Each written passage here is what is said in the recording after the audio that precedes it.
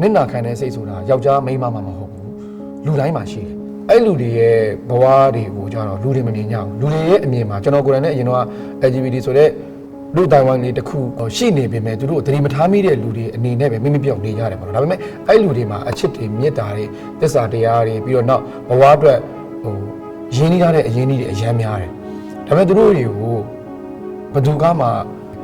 congratulation တွေကောင်းလိုက်တာတွေသူတို့ဘဝရဟာနေတို့ဘဝရတနာစရာကောင်းလိုက်တာဆိုပြီးတော့အတိမတ်ပြုတ်ထားတဲ့သူတွေမရှိဘူးပေါ့ကျွန်တော်တယောက်တည်းရဲ့တူလေးတယောက်တည်းရဲ့အမြင်မှာဒါလိုမျိုးဟာတွေကပုံဖော်သင့်တယ်ထားပါတော့ LGBT တယောက်ရက်ွက်ခေါ်အချောက်ကြီးတယောက်ပေါ့နော်အချောက်ကြီးတယောက်ကိုမြင်လိုက်တယ်ဆိုလို့ရှိရင်ပဲ okay ဒီလူလူလည်းဖြစ်နိုင်တာပဲဆိုတဲ့စိတ်လေးဝင်သွားရင်ကောင်းမှာပဲဆိုတဲ့စိတ်နဲ့ဆိုတော့ဒီကားလေးကြည့်ပြီးလို့ရှိရင်တော့အဲ့စိတ်လေးဝင်သွားမယ်လို့တော့ထင်ပါတယ်ဗျ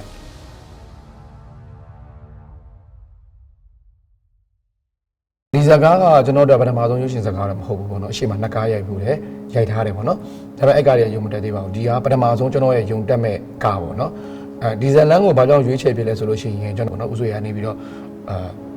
ကျွန်တော်လက်တွေဒီဇယ်လေးဒါတရားလေးရှိတယ်ဒါလေးဆိုဒါနဲ့လိုက်မှာဆိုပြီးတော့လာပေးတဲ့အချိန်မှာကျွန်တော်ဇက်ကိုဖတ်တယ်ဖတ်တဲ့အချိန်မှာဒီဇယ်လန်ကိုငါရိုက်ရင်တော့တာဝန်ယူမှုတာဝန်ခံမှုတော့အများများမယ်ဆိုတော့အစောကြီးတည်းကစဉ်းစားထားပြီးသားပေါ့နော်ဘာဖြစ်လဲဆိုတော့ဇက်ကအခုလက်ရှိထရေလာမှာမြင်နေရတဲ့အတိုင်းပဲကိုနေတိုးဆိုတာထက်ဒီအသိဉာဏ် character ကိုပုံပေါ်ရတာဖြစ်နေတာပေါ့နော်အဲ့တော့ဒီဟာကိုငါလုပ်ရင်ဘာလို့ထိငါလုပ်ပြနိုင်တော့လဲမလုပ်ပြနိုင်တော့ဘူးလဲဆိုတဲ့ဟာကိုချင်းချင်းပြီးတော့မှဒီဇလန်အောင်ရွေးချယ်ခဲ့တာပါဒီစာတင်ပြီး24နာရီအတိမှာထိုင်ကြည့်နေတာပေါ့နော်ဘယ်ချိန်1 million ပြင်မဲ့ကြည့်နေရလဲပါတော့ဒီ24နာရီရွေးတင်မှာ organic view 1 million ပြည့်ခဲ့တဲ့အတွက်အရင်ကျင်းနေပါတယ်အရင်လည်းပြောပါတယ်ဒါပေမဲ့အဲ့ပျော်တဲ့အပျော်နဲ့အတူတူနောက်မှာဟိုစိုးရင်စိတ်တွေလည်းရှိတယ်ပေါ့နော်လူတွေမျိုးလင်းထားသလိုငါရုပ်ရှင်ဖြစ်ပါမလားသူဆိုတဲ့ဟာကတော့ဒွန်တွဲပြီးပါလာခဲ့တဲ့အရာပေါ့နော်ဒါပေမဲ့ကျွန်တော်လုပ်ချင်တဲ့အရာကိုပြပြထားတာဖြစ်တဲ့အတွက်ပြည်သက်တွေအနေနဲ့ကြည့်ပြီးကြိုက်တယ်မကြိုက်ဘူးတော့ကိုယ်ပိုင်လွတ်လပ်စွာဆုံးဖြတ်ပိုင်ခွင့်ရှိတဲ့အတွက်ဒါကျွန်တော်ကံပဲပေါ့ကျွန်တော်ပတ်ဝန်းကျင်အတိုင်းဝိုင်းထဲမှာတော့အများဆုံးတွေ့ပြီးသားလူတစ်ယောက်ပေါ့နော်ဒါပေမဲ့အခုလက်ရှိဒီရုပ်ရှင်တွေကအသိရဲ့ခါရတာကျွန်တော်မတူပြန်ဘူးနယ်မှာရှိတဲ့ LGBT တွေကရန်မြို့မှာရှိတဲ့လူတွေနဲ့မတူဘူးနေပုံထိုင်ပုံမတူဘူးသွားပုံလာပုံမတူဘူးသူတို့ပြောတဲ့စကားလုံးတွေပေါ့နော်အဓိကစကားလုံးသုံးလုံးတွေကလည်းမတူဘူးအမှားသွားမှအရင်ကြောက်ခဲ့တယ်နယ်ဘက်တွေကိုဆင်းတယ်ပြီးတော့နောက်ကျွန်တော်ပတ်ဝန်းကျင်မှာရှိတဲ့လူတွေအဆက်ဆက်နဲ့ဟုတ်ပြီအဲ့လိုမျိုးကာရီတာကဘယ်သူနဲ့နီးစပ်လဲကျွန်တော်တို့မေးတယ်ကိုနေတိုးနဲ့ကျွန်တော်စကားပြောပြတယ်ပေါ့စကားပြောပြတဲ့ချိန်မှာအကိုကြီးသားဒီဟာလေးရှိတယ်ကျွန်တော်အကိုနဲ့ပဲရိုက်ချင်တာကိုကျွန်တော်လှုပ်ပေးလို့ရလားလို့မေးတဲ့အချိန်မှာအကိုကလိုလာပဲဇက်ကိုဖတ်ပြီးသွားတဲ့အချိန်မှာဒါသူ့အတွက်လုံးထိုက်တဲ့ကာရီတာတစ်ခုအနေနဲ့သူကတတ်မှတ်ပြီးတော့ဒီဟာကိုရွေးပေးခဲ့ကာရီတာပုံပေါ်နေမှာပြဿနာရှိခဲ့ပြီမဲ့ကိုနေတိုးနဲ့ဖြစ်သွားတာဖြစ်တဲ့အတွက်သူကဒီဟာကိုကျွန်တော်နဲ့အတူတူထဲထဲဝင်ပါပြီးတော့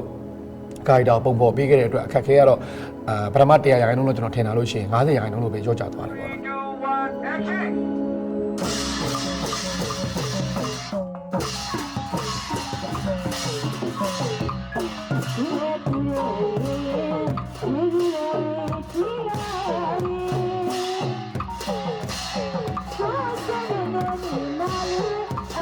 ကိုဖန်တီးလိုက်တဲ့ဇက်ကောင်ကအပြင်မှာရှိနေတဲ့လူတွေမထိခိုက်ဘူးပိုကောင်းမယ်ဆိုတဲ့ခံယူချက်ပေါ့ကျွန်တော်တို့ကတော့ထားကြပါလို့တက်တူးထိုးရတဲ့မိန်းကလေးတယောက်မြင်လို့ရှိရင်မကောင်းတဲ့မိန်းမလို့တတ်မှတ်တယ်လူတိုင်းမှာတတ်ရှိတယ်အဲ့လိုမျိုးပဲ LGBT ခိုက်တောင်မြင်တာနဲ့ဒါကလူတိုင်းဝနဲ့မအဆက်ဘူးလို့မြင်နေပြီးတော့တမင်ကရှုံချနေတယ်လို့ရှိတယ်ကျွန်တော်သိခဲ့ဘူးတဲ့ကျွန်တော်မိတ်ဆွေတကယ်ချင်းတယောက်ဆိုလို့ရှိရင်ဟိုတကလုံးတက်တူးအပြည့်ပဲဒါပေမဲ့ဖះတရားပဲလို့တာ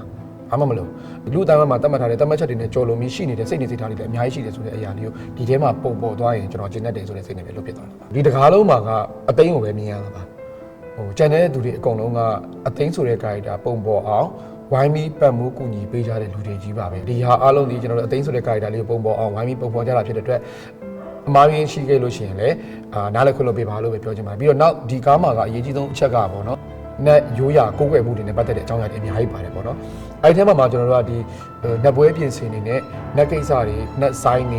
ေနက်သချင်းတွေကိုအသုံးပြုတဲ့နေရာမှာကျွန်တော်ဒရိုက်တာတယောက်အနေနဲ့ကျွန်တော်တက်တဲ့လောက်တီးတဲ့လောက်ကျွန်တော်မေးမြန်းလို့ရတဲ့လောက်ကျွန်တော်အတိုင်းမှာရှိတဲ့လောက်လူမျိုးတွေကိုလာမေးပြီးတော့ပုံပေါ်ခဲ့တာဖြစ်တဲ့အတွက်ဒီဟာလေးတွေအမှားရင်းရှိခဲ့လို့ရှိရင်လည်းအခုတည်းအချိုးပြီးတောင်းပန်ထားတာပါဒရာမာကြိုက်တဲ့ပိသက်တွေအတွက်တော့ပိုကောင်းတာပေါ့နော်ဒရာမာကြိုက်တဲ့ပိသက်တွေအတွက်ကတော့ဒီကားလေးကစိတ်ထဲစောစောစီမဲ့ကားလေးတို့တော့ကိုယ့်ကိုယ်တော့ယုံကြည်တယ်ပေါ့နော်ပိသက်ကတော့ပြောမှမသိသေးဘူးဒါပေမဲ့လာကြည့်ပေးကြပါကြည့်ပြီးဝေဖန်ပေးကြပါကျွန်တော်ရဲ့ပထမဦးဆုံးယုံတင်ကားဖြစ်တာဖြစ်တဲ့အတွက်ဒီဟာလေးပေါ်မှာတတ်တတ်ညံ့ညံ့လေးစိတ်လေးထားပြီးတော့ကြည့်ပေးကြပါလို့ပဲပြောချင်ပါတယ်